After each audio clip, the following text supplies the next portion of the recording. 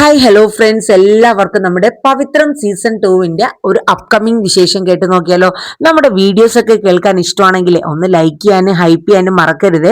ഒപ്പം നമ്മുടെ ചാനൽ ആദ്യമായിട്ടാണ് കാണുന്നതെങ്കിൽ ഒന്ന് സബ്സ്ക്രൈബ് ചെയ്തൂടെ സപ്പോർട്ട് ചെയ്യുക. അങ്ങനെ നമ്മുടെ വേദയുടെയും വിക്രമിന്റെയും നമ്മുടെ ഗൗരിമോളുടെയും പുതിയ വിശേഷങ്ങൾ എന്തൊക്കെയാണെന്ന് നോക്കാം.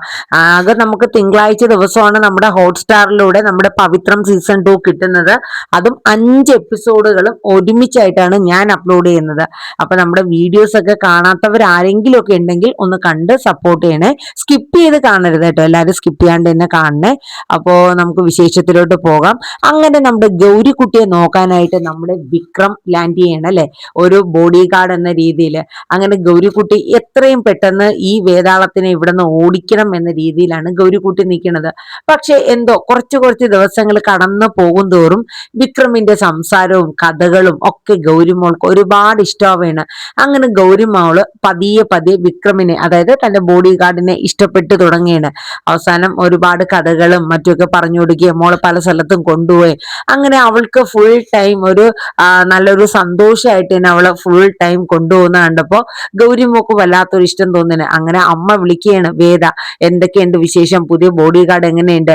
അപ്പം പുതിയ ബോഡി ഗാർഡിനെ കുറിച്ച് വേദയോട് പറയാനായിട്ടുള്ളൂ. അപ്പൊ വേദയ്ക്ക് മനസ്സിലായി അവളുടെ സംസാരത്തിൽ നിന്നും അവൾക്ക് ആ വന്ന ആളെ ഒരുപാട് ഇഷ്ടപ്പെട്ടിട്ടുണ്ട്. ആദ്യം ഓടിക്കാനൊക്കെ നോക്കിയെങ്കിലും ഇപ്പൊ അവള് അയാളുമായിട്ട് പൊരുത്തപ്പെട്ട് പോകുന്നുണ്ട്. കാരണം അയാളെ കുറിച്ച് പറയാൻ മാത്രമേ അവളുടെ നാവ് അനങ്ങണുള്ളൂ, വേറെ ഒന്നും പറയണില്ല. അപ്പൊ വിശ്വനങ്കിൾ എന്നാണ് മോള് വിളിക്കുന്നത്. കാര്യം അത് വിക്രമാണെങ്കിലും വിക്രമിന്റെ പേര് അധികം വിക്രം ആരടുത്തും പറയുകയോ വിക്രമിന്റെ ബാക്ക്ഗ്രൗണ്ട് എന്താണെന്നോ ഒരാളടുത്തും പറയേണ്ടെന്നാണ് ആൻഡ്രൂ സാറ് പറഞ്ഞേക്കുന്നത്. അതുകൊണ്ട് വിക്രം എന്നുള്ള പേര് മറച്ചു വെച്ചിട്ട് ആൻഡ്രൂസ് പറഞ്ഞത് പ്രകാരം മറ്റൊരു പേര് വിശ്വം എന്ന പേരിലാണ് നമ്മുടെ തരുണിന്റെ അമ്മയും വേദയൊക്കെ അറിയണത്. അപ്പൊ ഇത് വിക്രമാണെന്ന് അറിയുന്നതേ ഇല്ല. അങ്ങനെ നമ്മുടെ വിക്രമിനെ ഒരുപാട് ഇഷ്ടപ്പെട്ടു എന്നുള്ളത് നമ്മുടെ വേദയ്ക്ക് മനസ്സിലാവണം. അങ്ങനെ വേദ മോളോട് പറയാണ്, അതായത് ഇനി വരുന്ന സമയത്ത് നിന്റെ ബോഡി ഗാർഡ് അങ്കിളിന് അമ്മ ഒരു ഗിഫ്റ്റ് കൊണ്ടുവരുന്നുണ്ടെന്ന് പറയുന്നുണ്ട്. അപ്പം നമ്മുടെ ഗൗരിമുക്ക് ഒരുപാട് സന്തോഷാവാണ്. കാരണം അമ്മ അങ്കിളിന് ഒരു ഗിഫ്റ്റ് കൊണ്ടുവരുമെന്ന് പറഞ്ഞത് ഓടിച്ചെന്ന് വിക്രമിന്റെ അടുത്ത് പറയണ, വിശ്വനങ്കിളെ അങ്കിളിന് എന്റെ അമ്മ വരുമ്പോ വീക്കെൻഡില് ഒരു ഗിഫ്റ്റ് കൊണ്ടുവരുന്നുണ്ട്. ആണോ, അതെന്തിനാ? അതെനിക്കറിയില്ല, എന്തോ അമ്മയ്ക്കും അങ്കിളിന് ഒരുപാട് ഇഷ്ടമാണ്, അതുകൊണ്ടായിരിക്കും എന്നൊക്കെ നമ്മുടെ ഗൗരിക്കുട്ടി പറയണ. അങ്ങനെ ആ വീക്കെൻഡ് ആവുന്ന സമയത്ത് നമ്മുടെ വേദയും തരുണും കൂടെ വീട്ടിലോട്ട് വരണം. അപ്പൊ വീട്ടിലോട്ട് വരുന്ന വഴിക്ക് നമ്മുടെ തരുണ് വണ്ടി ഡ്രൈവ് ചെയ്യണം. ആ സമയത്ത് അവര് വരുന്ന വണ്ടിയെ ഫോളോ ചെയ്ത് കുറച്ച് ജീപ്പും കാര്യങ്ങളൊക്കെ വരണം. അപ്പൊ തരുണിന്റെ ശ്രദ്ധയിൽ അത് പെട്ടിട്ടുണ്ട്, ആരോ തന്നെ ഫോളോ ചെയ്യുന്നുണ്ട് എന്നുള്ളത്.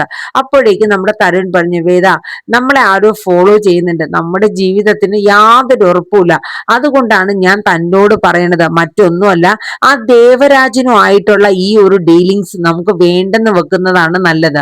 അപ്പൊ വേദ പറഞ്ഞു, തരുണിന് പേടിയുണ്ടാകും, പക്ഷെ ഈ വേദാശങ്കറിന് ഒരു പേടിയില്ല എന്ന് പറഞ്ഞു. എന്ത് വന്നാലും ഫേസ് ചെയ്യാൻ ഞാൻ ഒരുക്കമാണ്. അപ്പോഴേക്കും തരുണിന് ദേഷ്യം വരണം, കാരണം തരുൺ മറ്റൊന്നും കൊണ്ടല്ല. അപ്പോഴേക്കും തരുൺ പറഞ്ഞ് മനസ്സിലാക്കിയാണ് വേദേനെ, അതായത് എന്റെ ഭാര്യ രാധിക മരിച്ചത് എങ്ങനെയാണെന്ന് അറിയാലോ, ഇതുപോലെയുള്ള ഓരോ ഇൻസിഡന്റ് കണ്ട് ആ ഒരു ഷോക്കിലാണ് എന്റെ ഭാര്യ എനിക്ക് നഷ്ടമായത്. എന്റെ മകളുടെ ജീവിതം കൂടെ അതുപോലെ നശിപ്പിക്കാൻ ഞാൻ സമ്മതിക്കില്ല. പണ്ടത്തെ തരുണല്ല ഞാനിപ്പോൾ. എനിക്ക് എന്റെ ജീവിതം അല്ലെങ്കിൽ എന്റെ മോളുടെ ലൈഫ് അതൊക്കെ വളരെ ഇമ്പോർട്ടന്റ് ആണ്. അതുകൊണ്ട് വേദ കാരണം എന്റെ കുഞ്ഞിന്റെ ജീവിതത്തിൽ യാതൊരു ഫോൾട്ടും വരരുത്. അതുകൊണ്ട് ഞാൻ പറയുന്നത് വേദ കേൾക്കുക. അപ്പൊ വേദ പറഞ്ഞു, എന്റെ നിലപാടിന്ന് ഒരടി പോലും ഞാൻ മാറി നിൽക്കില്ല തരുൺ. ഇനി തരുണല്ല, ആരൊക്കെ വന്ന് പറഞ്ഞാലും ഇയാളുടെ ഈ മാതിരിയുള്ള അനീതി എതിർത്തുകൊണ്ട് ഞാൻ മുന്നോട്ട് പോകുള്ളൂ എന്നൊക്കെ നമ്മുടെ വേദ പറയണ.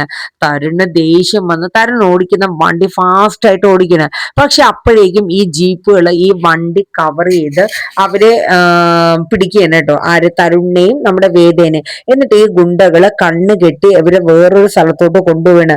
അപ്പൊ ഇവർക്ക് വിളിക്കാനോ പെടാനോ ഒന്നും മാർഗമൊന്നുമില്ല. അങ്ങനെ തരുണിനെയും വേദയും ഒരു ഗോഡൌണിലോട്ട് കൊണ്ടുചെന്ന് 2 കസേരയിലായിട്ട് കെട്ടിയിട്ട് ഇരുത്തിയിരിക്കുകയാണ്.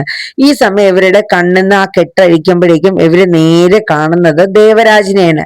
അപ്പൊ ദേവരാജ് അട്ടഹസിച്ചുകൊണ്ട് നിൽക്കുകയാണ്. ഇതിന്റെ വല്ല ആവശ്യം ഉണ്ടായിരുന്നോ തരുൺ സാറേ? സാറിന്റെ ഭാര്യ ഒന്ന് പറഞ്ഞ് മനസ്സിലാക്കി കൊടുത്തിരുന്നെങ്കിലേ ഈ കഷ്ടപ്പാടിന്റെ ഒന്നും ആവശ്യമില്ല എന്നൊക്കെ പറയണ്. അപ്പോഴേക്കും വേദ പറയും, എടോ തനിക്ക് തെറ്റുപറ്റി. ഇനി തരുണെന്നല്ല ആര് വന്ന് പറഞ്ഞിരുന്നാലും ഈ വേദ ആ നിലപാടിന്ന് മാറി നിൽക്കില്ല എന്ന് തന്നെ പറയണ്. ആണോ? എന്നാ പിന്നെ എനിക്ക് പ്രത്യേകിച്ച് ഒന്നും പറയാനില്ല.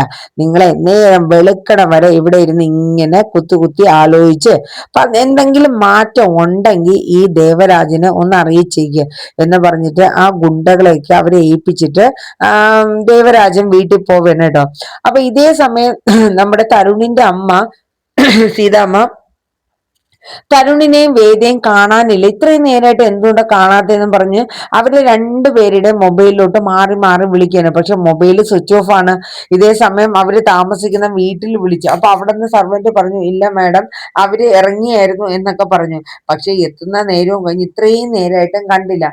അങ്ങനെ സീതാമ്മക്ക് ഒരു വല്ലാത്ത പേടി തോന്നി. ഒന്നാമത് ആ ദേവരാജനും ഗുണ്ടകളും ചേർന്ന് ഇനി എന്തെങ്കിലും അപായപ്പെടുത്താനോ തരുണിനെയോ വേദിയെ അപായപ്പെടുത്താനോ മറ്റും ശ്രമിച്ചോ എന്നുള്ള ഒരു പേടിയൊക്കെ സീതാമ്മയുടെ മനസ്സിൽ വരെയാണ്. അങ്ങനെ എത്രയും പെട്ടെന്ന് പോലീസ് സ്റ്റേഷനിൽ വിളിച്ചിട്ട് സീതാമ്മ മനസ്സിൽ ആ ഒരു സംശയം അവരോട് പറയണം. കാരണം വിളിച്ചിട്ടും കിട്ടുന്നില്ല എന്ന് അവർ അവിടെ നിന്ന് ഇറങ്ങിയിട്ടുമുണ്ട്, എത്താനുള്ള നേരവും കഴിഞ്ഞു, ഇനി എന്ത് ചെയ്യും? അങ്ങനെ അവര് പോലീസുകാര് അപ്പൊ തന്നെ അന്വേഷിക്കുകയാണ്. ആ അന്വേഷണം അതായത് രാത്രിയിൽ എന്തെങ്കിലും ഇൻസിഡന്റ്, അപ്പൊ അവരെ രണ്ടുപേരും സഞ്ചരിച്ചിരുന്ന വണ്ടി അവിടെ കണ്ടുകിട്ടുകയും അവരെ ഇവിടെ ആരോ കിഡ്നാപ്പ് ചെയ്ത് കൊണ്ടുപോയി എന്നുള്ള കാര്യം പോലീസുകാർക്ക് മനസ്സിലാവുകയാണ്. അങ്ങനെ അവര് പെട്ടെന്ന് തന്നെ തരുണിന്റെ അമ്മ സീതാമ്മേനെ അറിയിക്കണം, അവരാരോ കിഡ്നാപ്പ് ചെയ്തിട്ടുണ്ട്, മാഡം വിഷമിക്കേണ്ട, ഞങ്ങൾ എത്രയും പെട്ടെന്ന് തന്നെ കണ്ടെത്തും എന്നുള്ളത് പറയണം. അങ്ങനെ നമ്മുടെ തരുണിന്റെ അമ്മയ്ക്ക് ഭയങ്കര വിഷമമാവുകയാണ്.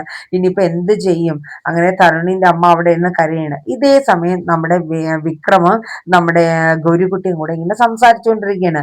അതെ, എനിക്ക് കഥ പറഞ്ഞു തരാവോ അങ്കിളേ എന്ന് ചോദിച്ചു നിൽക്കണം. അപ്പൊ നമ്മുടെ വിക്രം പറയും, അതെ ഞാനൊരു വേതാളത്തിന്റെയും വിക്രമിന്റെയും കഥ പറയാന്ന്.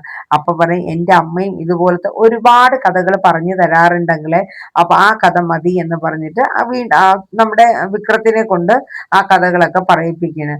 അപ്പൊ കഥകളൊക്കെ ഇങ്ങനെ കേട്ടിരുന്നിരുന്ന് ഒടുവില് മോൾ ഉറങ്ങിപ്പോവാൻ കേട്ടോ, ഉറങ്ങിപ്പോയാണ്. അപ്പൊ ഇതിന്റെ ഇടയിൽ മോള് പറഞ്ഞായിരുന്നു, അച്ഛനും അമ്മയും വരും, എനിക്ക് വിളിച്ചിട്ട് കിട്ടിയില്ല, അവരുടെ മൊബൈൽ രണ്ടുപേരും സ്വിച്ച് ഓഫ് ആണ് എന്നൊക്കെ ഉള്ളത് മോള് വിക്രത്തിനോട് പറയാണ്. അങ്ങനെ മോൾ ഉറങ്ങിയ ശേഷം വിക്രം മോളെ എടുത്തുകൊണ്ട് വന്ന് നേരെ സീതാമ്മേനെ വിളിച്ച് സീതാമ്മയുടെ കയ്യിൽ കൊടുക്കുകയാണ്. അങ്ങനെ മോളെ കൊണ്ടുവന്ന് കിടത്തി. അപ്പൊ സീതാമ്മ കരഞ്ഞുകൊണ്ടിരിക്കുകയാണ്.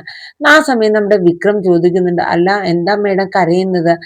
ഒന്നുമില്ല എന്ന് പറഞ്ഞു. അപ്പൊ വിക്രത്തിന്റെ മനസ്സിൽ എന്തോ ഒരു ബുദ്ധിമുട്ട്, എന്തായിരിക്കും രാത്രി കരയുന്നത്? അതുപോലെ മേഡത്തിനെ ഇനി സാറിനെ മേഡത്തിനെ വിളിച്ച് കിട്ടുന്നില്ല, അതിന്റെ ടെൻഷനോ മറ്റോ ആയിരിക്കോ? അങ്ങനെ പല ചിന്തകളും നമ്മുടെ വിക്രം ഇങ്ങനെ മനസ്സിലിട്ട് ചിന്തിക്കുകയാണ്. ഈ സമയത്ത് നമ്മുടെ സീതാമ്മ പുറത്തോട്ട് വരെയാണ് മോളെ കിടത്തിയിട്ട്. എന്നിട്ട് വന്നിട്ട് പറയും, അതെ വിശ്വം പോയി കിടക്കുന്നില്ലേ? ഇല്ല മേഡം ഞാൻ കിടന്നോളാം എന്നിങ്ങനെ വിശ്വം പറയാണ്. ഈ സമയമാണ് നമ്മുടെ സീതാമ്മ ചില സത്യങ്ങളൊക്കെ വിക്രത്തിനെ അറിയിക്കുന്നത്. അതായത് തന്റെ മകനും മകളും ഒരു അപകടത്തിൽ പെട്ടിരിക്കുകയാണെന്നും അവരെത്തേണ്ട സമയം കഴിഞ്ഞു എന്നും എന്നുള്ള കാര്യങ്ങളൊക്കെ വിക്രമിനോട് പറയണം. അതായത് ഇങ്ങനെ ഒരു ദേവരാജൻ എന്ന് പറഞ്ഞ ഒരു ഗുണ്ടെ, അയാളുടെ കേസ് മരുമകള് ഒരു സബ് കളക്ടറാണ് വേദ. വിക്രത്തിന് അറിയില്ലല്ലോ ഇത് ആരാണ് എന്താണെന്നൊന്നും. അപ്പൊ അങ്ങനെ വന്ന ഒരു ഭീഷണിയാണ് ഈ ദേവരാജൻ എന്ന് പറയുന്ന ഗുണ്ട. അയാള് പല കൃത്യങ്ങളും ചെയ്യും. അപ്പൊ എന്റെ മകനെയും മരുമകളെയും അയാളായിരിക്കും മിക്കവാറും പിടിച്ചുകൊണ്ട് പോയത് എന്നൊക്കെ നമ്മുടെ തരുണിന്റെ അമ്മ കരഞ്ഞുകൊണ്ട് പറയണ്. ഇത് കേട്ടപ്പോ വിക്രത്തിന് ഭയങ്കര ബുദ്ധിമുട്ടായി. കാരണം വിക്രത്തിന്റെ ഒരു ചോര എന്ന് പറയുന്നത് അനീതി എവിടെ കണ്ടാലും അതിനെ എതിർക്കുക എന്നുള്ളതാണല്ലോ വിക്രത്തിന്റെ നിലപാട്. അങ്ങനെ സീതാമ്മ കാര്യങ്ങളൊക്കെ പറഞ്ഞ് അപ്പം നമ്മുടെ വിക്രം പറയുന്നുണ്ട്, അതെ മേഡം ഞാൻ വേണമെങ്കിൽ പോയി തിരക്കാം എന്നുള്ളത് പറയണം. അപ്പൊ സീതാമ്മ പറയുന്നുണ്ട്, സാരമില്ല മോൻ പോയതുകൊണ്ട് കാര്യമൊന്നുമില്ല. കാരണം എന്തെന്ന് വെച്ചാല് പോലീസുകാര് പോയിട്ടുണ്ട്. പിന്നെ ഈ ദേവരാജൻ എന്ന് പറയുന്നത് ചില്ലറ ഒരു ഗുണ്ടയല്ല, അയാൾക്ക് തമിഴ്നാട് മൊത്തം വ്യാപിച്ചു കിടക്കുകയാണ്. അങ്ങനത്തെ ഒരു തലപ്പനാണ് അത് എന്നുള്ളത് പറയുന്നത്. അപ്പം ഇത് ഇങ്ങനെ ഈ വിക്രത്തിന്റെ കൂടെ വേദയും അല്ലെങ്കിൽ തരുണിനെ കുറിച്ചും അവരമ്മ പറഞ്ഞത് കേട്ടിട്ട് നമ്മുടെ വിക്രത്തിന് വല്ലാത്തൊരു ബുദ്ധിമുട്ടായിരുന്നു. അയ്യോ നമ്മുടെ ഗൗരിമോളെ സ്നേഹിക്കുന്ന അവരുടെ അച്ഛനും അമ്മയ്ക്ക് എന്തെങ്കിലും പറ്റുമോ എന്നൊക്കെയുള്ള ഒരു പേടി. ഇത്രയും വലിയ ഗുണ്ടയൊക്കെ ആണെങ്കിൽ ചിലപ്പോൾ അവരുടെ ജീവന് തന്നെ ആപത്തായിരിക്കും എന്നുള്ള പേടിയൊക്കെ നമ്മുടെ വിക്രത്തിന്റെ ഉള്ളില് വരെയാണ്. അങ്ങനെ അങ്ങനെ നമ്മുടെ വിക്രത്തെ ഈ ഈ ടൈമിൽ തന്നെ നമ്മുടെ വിക്രം ചിന്തിക്കുകയാണ്, എന്റെ ഗൗരിമോളുടെ അച്ഛനെയും അമ്മയും തിരിച്ച് എങ്ങനെയെങ്കിലും ഏൽപ്പിക്കണം. കാരണം എന്റെ ഗൗരിമോൾക്ക് ഒരുപാട് ഇഷ്ടമാണ് അവളുടെ അച്ഛനെയും അമ്മയും, അവർക്കൊരു അപകടവും വരണ്ട, താനൊന്ന് പോയി അന്വേഷിച്ചാലോ എന്നൊരു ചിന്താഗതി നമ്മുടെ വിക്രത്തിന്റെ ഉള്ളിൽ വരെയാണ്. അങ്ങനെ വിക്രം അവിടെ നിന്ന് അപ്പൊ തന്നെ ഇറങ്ങി നേരെ ചെന്ന് ഈ പറഞ്ഞ ഏകദേശം ദേവരാജനെ കുറിച്ചും അദ്ദേഹത്തിന്റെ കുടുംബത്തെ കുറിച്ചും ഒക്കെയുള്ള ഫുൾ ഡീറ്റെയിൽസ് നമ്മുടെ വിക്രം തിരക്കിയാണ്. അങ്ങനെ നമ്മുടെ വിക്രം നേരെ ഈ വിവരങ്ങളൊക്കെ അറിഞ്ഞതിന് ശേഷം, അതായത് ഇങ്ങനെയുള്ള കാര്യങ്ങളൊക്കെ അറിഞ്ഞതിന് ശേഷം നേരെ ദേവരാജന്റെ അടുത്തോട്ട് തന്നെ ഡയറക്റ്റ് അങ്ങ് ചെല്ലുകയാണ്.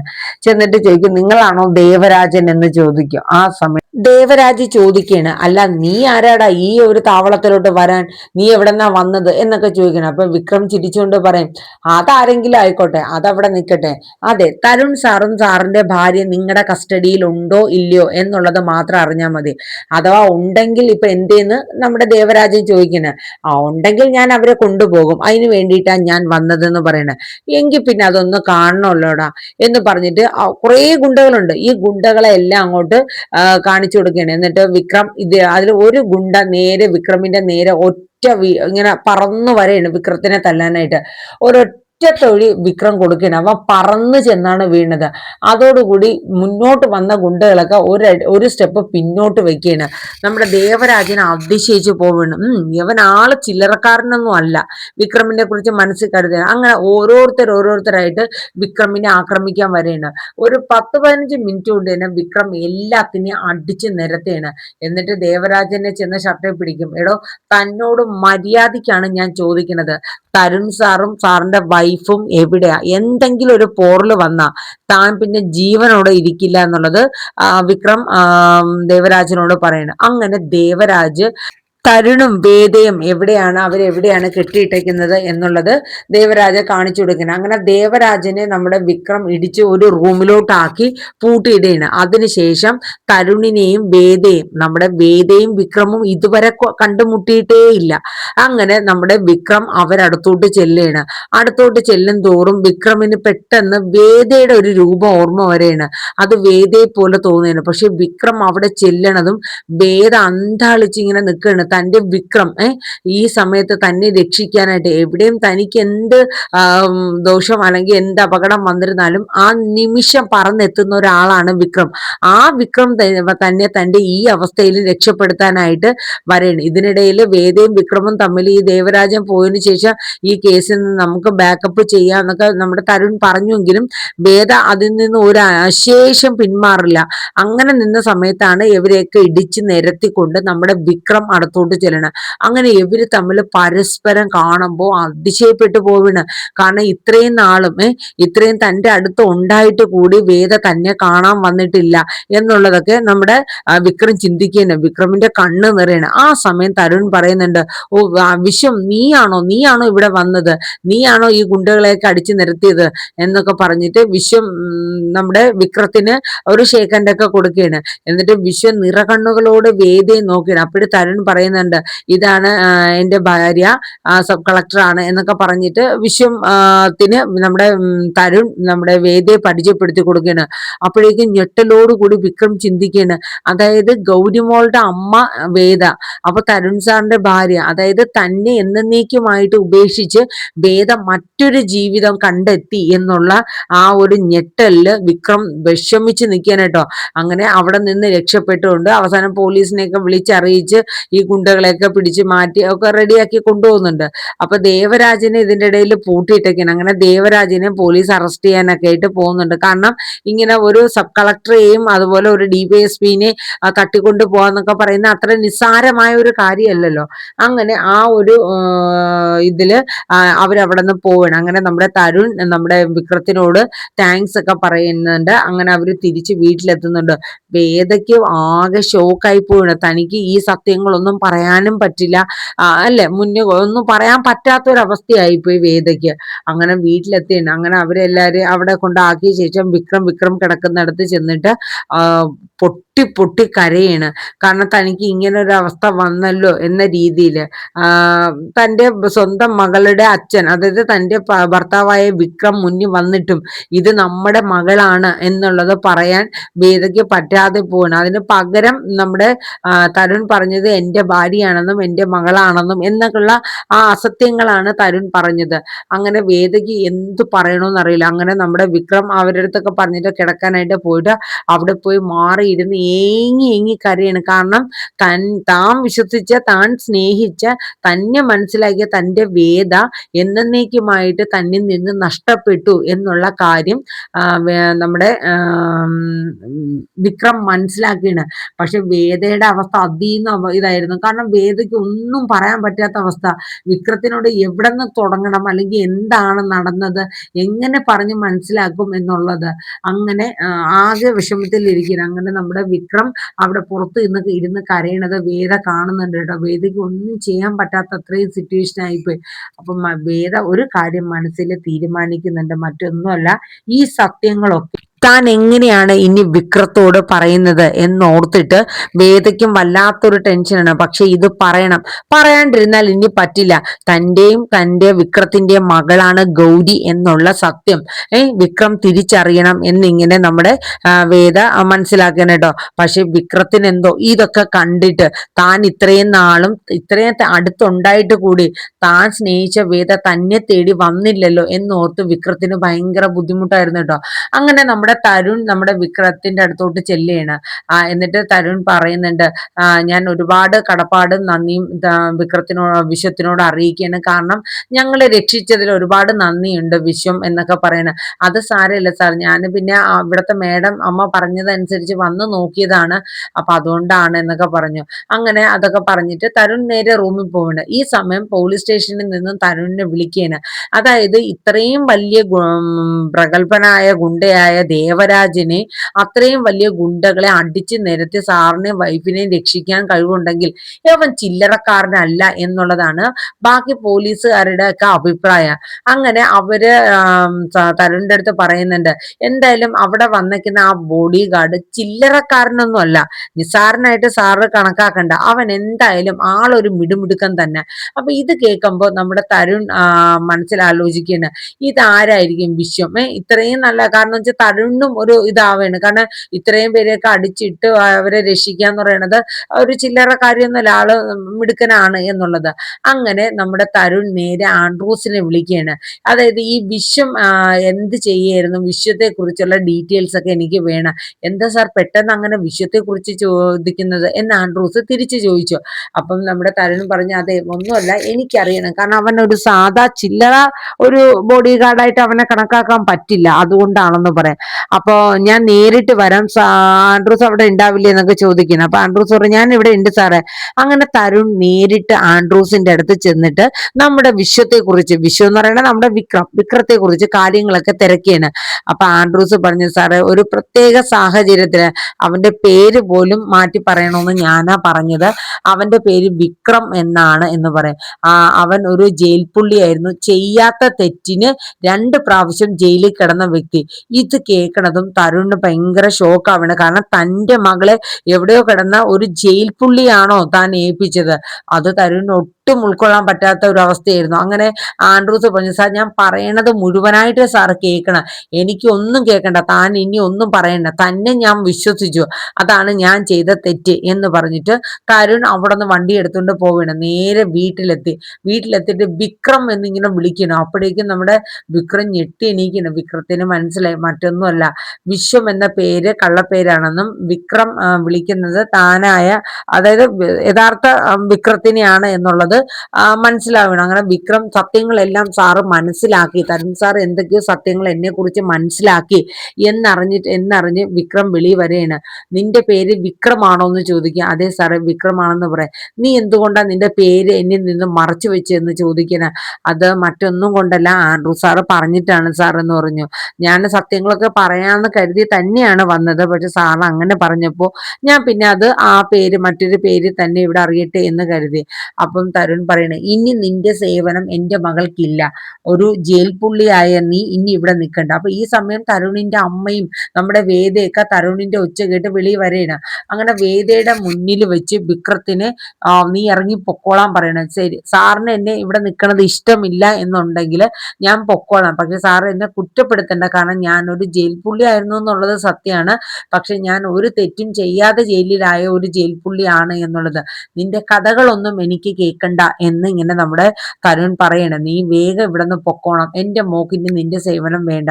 ഈ സമയം നമ്മുടെ ഗൗരിമോൾ ഓടി വരെയാണ് കേട്ടോ. വന്നിട്ട് പറയാം, അച്ഛ ആ അങ്കിളിനെ പറഞ്ഞു വിടല്ലേ അച്ഛ, അങ്കിൾ ഇവിടെ നിന്നോട്ടെ, ഗൗരിമോക്ക് സങ്കടം എന്നൊക്കെ പറഞ്ഞ് ഗൗരിമോള് സങ്കടപ്പെടുകയാണ്. നീ മിണ്ടരുത് മോളെ, മിണ്ടാതിരിക്കുന്നു പറയാണ് നമ്മുടെ തരുൺ. അങ്ങനെ നമ്മുടെ വേദയ്ക്ക് ഭയങ്കര വിഷമായി പോണ്. തന്റെ കൺമുന്നിൽ വെച്ച് വിക്രത്തിനെ അത്ര അവഹേളിച്ച് വിടുകയാണ്. വേദയ്ക്ക് എന്ത് ചെയ്യണോന്നറിയില്ല. അപ്പൊ വിക്രം പറഞ്ഞു, ഞാൻ എന്റെ ഡ്രസ്സ് എടുത്തിട്ട് പൊക്കോളാന്ന് പറഞ്ഞ് അകത്തോട്ട് പോകാനായിട്ട് നിൽക്കുമ്പോ തരുൺ പറയും, നീ ഡ്രസ്സ് എടുക്കണ്ട, ഞാൻ എടുത്തു തരാന്ന് പറഞ്ഞ് തരുൺ അകത്ത് പോയിട്ട് വിക്രത്തിന്റെ ഡ്രസ്സും കാര്യങ്ങളൊക്കെ ഒരു ബാഗിലാക്കി കൊണ്ടുവന്ന് എറിഞ്ഞു കൊടുക്കുകയാണ് കേട്ടോ. ഇതും കൂടെ കണ്ടപ്പോ വേദയ്ക്ക് ഭയങ്കര ഒരു ഇതാവാണ്. സാർ ഞാൻ പൊക്കോളാം എന്ന് പറഞ്ഞിട്ട് നമ്മുടെ വിക്രം അവിടെ നിന്ന് ഇറങ്ങുകയാണ് കേട്ടോ. അപ്പൊ അങ്ങനെ ഈ സമയം നമ്മുടെ വേദ പിടിച്ചു നിൽക്കുകയായിരുന്നു. കാരണം വിക്രം ഇവിടെ നിന്ന് പോവാണ്, സത്യങ്ങളൊന്നും മനസ്സിലാക്കാണ്ട്. അങ്ങനെ വേദ പറഞ്ഞു, വിക്രം പോകരുത് എന്ന് പറഞ്ഞ് വലിയ ഒച്ചയിൽ ഇങ്ങനെ വിക്രത്തെ വിളിക്കണം, വിക്രം എന്നിങ്ങനെ വിളിക്കണം. അപ്പോഴേക്കും വിക്രം തിരിഞ്ഞു നോക്കണം. അപ്പോഴേക്കും നമ്മുടെ വേദ തരുണിനോട് പറയണേ, ഈ ഇറക്കി വിടുന്ന വിക്രം എന്ന് പറയുന്ന ആളെ എന്റെ ജീവിതത്തിൽ ആരായിരുന്നു എന്ന് തരുൺ അറിയാവോ എന്ന് ചോദിക്കും. അപ്പം തരുൺ ഇങ്ങനെ നോക്കണം. അപ്പൊ ആ സമയം സീതാമ്മയും വേദ ഇങ്ങനെ അന്തളിച്ച് നോക്കണം, എന്തൊക്കെയാ അവൾ ഈ പറയുന്നത് എന്നുള്ളത്. അതെ, എന്റെ കഴുത്തിൽ താലി ചാർത്തിയ എന്റെ വിക്രമാണ്. അതായത് തരുൺ പറഞ്ഞിട്ടില്ലേ, തരുണിനെ 7ാം ക്ലാസ്സിൽ മാത്സ് പഠിപ്പിച്ച ഒരു സുധാകരൻ മാഷിനെ കുറിച്ച്, ആ മാഷിന്റെ മകനാ ഈ നിൽക്കുന്ന വിക്രം എന്ന്. തരുൺ ഞെട്ടിത്തെറിച്ചു പോവുകയാണ്. വേദയുടെ ഹസ്ബൻഡ് ആണ് എന്നും കൂടെ അറിഞ്ഞു കഴിയുമ്പോ അതിനുശേഷം വേദ തരുണിനോട് ആ ഞെട്ടിക്കുന്ന സത്യം പറയണം. അതായത് എന്റെയും വിക്രത്തിന്റെയും കുഞ്ഞാണ് ഗൗരിമോൾ എന്നുള്ളത്.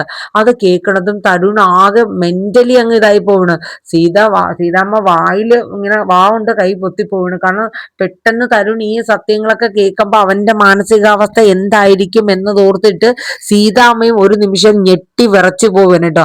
അങ്ങനെ ആ സത്യങ്ങളൊക്കെ നമ്മുടെ വേദ തരുണിന്റെ മുന്നിൽ പറയണ്. ഇത് കേട്ട വിക്രം അന്തളിച്ച് നിൽക്കണം. അപ്പൊ താൻ കരുതിയത് പോലെ ഒരിക്കലും തരുൺ സാറിന്റെ ഭാര്യ അല്ല വിക്രം, ഈ കുഞ്ഞ് നമ്മുടേതായിരുന്നു. അപ്പൊ വേദ പറയുന്നുണ്ട്, വിക്രത്തിന് അറിയാവോ, അന്ന് നമ്മൾ അവിടെ നിന്ന് ആ അപകട സമയത്ത് ഞാൻ തലയിറങ്ങി വീണല്ലോ, അന്ന് എന്നെ ഹോസ്പിറ്റലിൽ കൊണ്ടുപോയപ്പോ അവിടത്തെ ഡോക്ടറാണ് എൻ്റെ അടുത്ത് പറഞ്ഞ ഞാൻ പ്രഗ്നന്റ് ആണെന്നും. അങ്ങനെ ഞാൻ പിന്നെ ഒരു നിമിഷം ആ നാട്ടിൽ നിന്നില്ല, എത്രയും പെട്ടെന്ന് ട്രെയിൻ കയറി ബാംഗ്ലൂർക്ക് എത്തുകയും അവിടെ നിന്ന് ഡൽഹിയിലോട്ട് എൻ്റെ ഒരു ഫ്രണ്ട് വഴി ഞാൻ എത്തി. അങ്ങനെ അവിടെ വെച്ചാണ് നമ്മുടെ മകളെ പ്രസവിക്കുന്നത്.